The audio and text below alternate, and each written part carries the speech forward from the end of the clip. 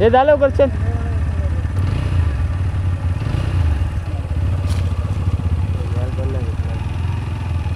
तुला अक्कल नाही वाटलं तुम्ही खोटं बोलता. काय कसा चुत्ते असशील रे तू. वाटलं खोटं बोलता. मी आलेलो उठवायला. तू खराब बोलतो. कोण मी तुला खोटा वेन बोलवायला. नाही नुसतं आलंच भरलंय अंगात तुझ्या गोट्यांचं झाला. नमस्कार मित्रांनो, स्वागत आहे तुमचं नीरज भोवड या मराठी यूट्यूब चॅनलमध्ये. मगाशी जी बडबड आणि शिव्या ऐकल्यात त्याचं कारण म्हणजे बघा, आपल्या ग्रुपमध्ये असा एखादा मित्र असतोच जो प्लॅन झाल्यावर एंड टायमाला काहीतरी घोल घालतो.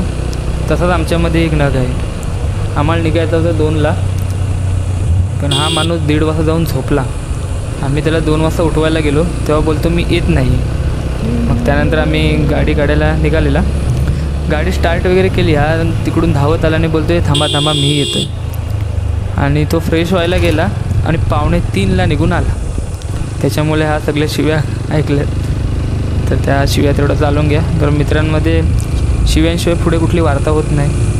आणि त्याशिवाय आमचं असं कुठलंच वाक्य पूर्ण होत नाही ज्याच्यामुळे शिवी येत नाही. त्याच्यामुळे आज हा नक्की शिव्या खाणार आहे, कारण ह्याच्यामुळे खूप लेट झालं आहे. मेन म्हणजे जायचं कुठे हेच अजून आमचं ठरलं नाही. फक्त गाडी घेऊन निघालं आहे. कुठे जायचं हे माहीत नाही. तर जाता आता ठरवू कुठे जायचं.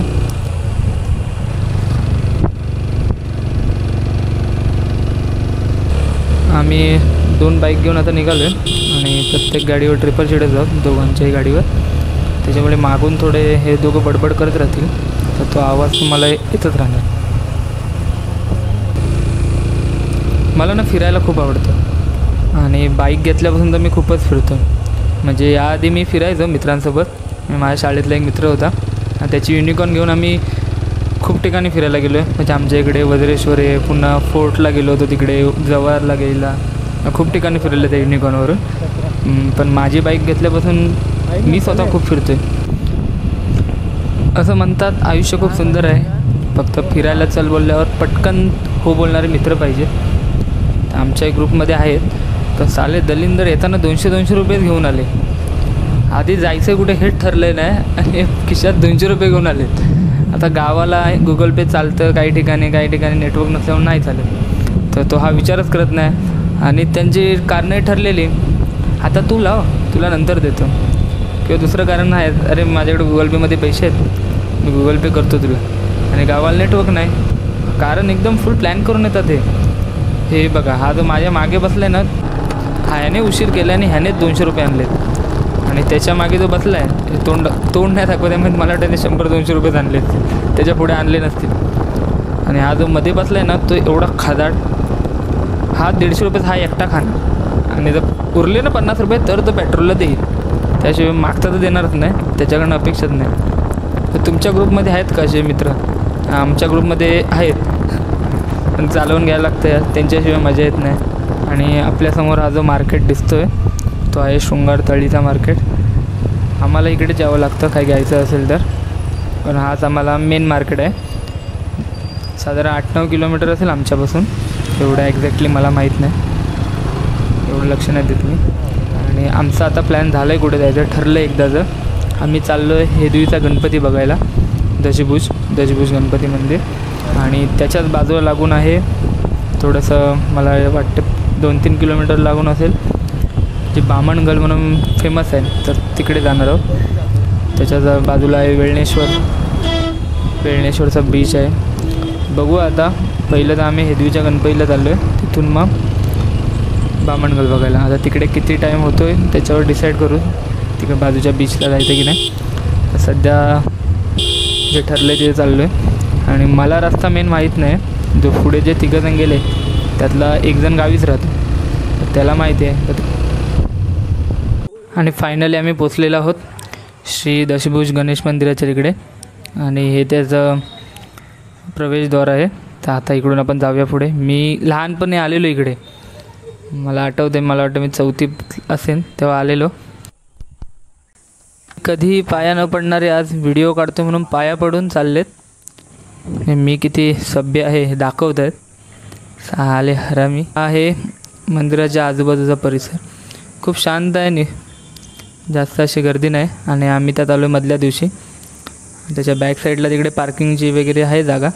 तर तुम्ही आजूबाजूला राहत असाल किंवा कधी आलात फिरायला तर इकडे नक्की या.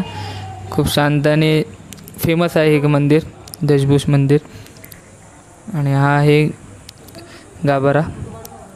ॲक्च्युली आतमध्ये कॅमेरा न्यायला अलाउड नाही, त्याच्यामुळे बाहेरूनच बघतो शूट करायला भेटतं का. आणि ह्याच्या मागे ना कॉईन चिपकतात, म्हणजे असं म्हणतात जो ज्याचं नशीब असतं त्याचंच कॉईन चिपकतं. तर बघूया, मी बघतो माझं नशीब काय आहे, चिपकतं की नाही.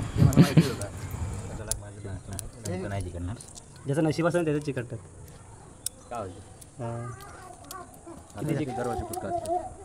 इकडे वरती ठेवलेलं चालतील काय? इकडे वरती ठेवलेलं चालतील काय? पाय खूप वाचतायत. नाही रे चिकटत. कोणाचंच नशीब नाही. तो कांडा आहे त्याच्यातही चिकटत.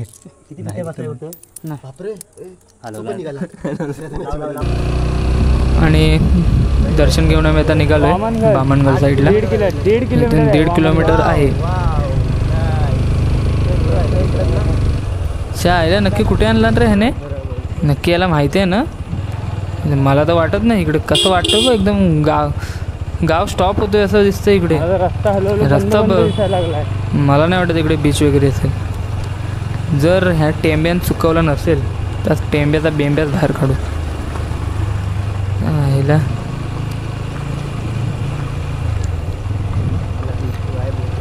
हे नाही आहे रस्ता आहे. सॉरी. हो, जवळ आलेलं आहे बीच.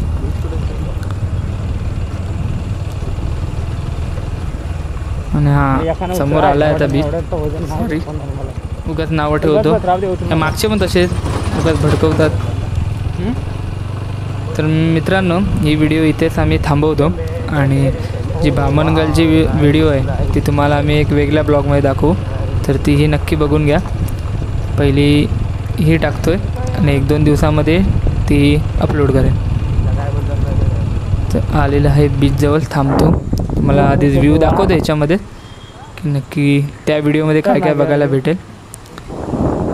तर असा व्ह्यू आहे समोर. आणि हे 3 महारत्न उतरले. 2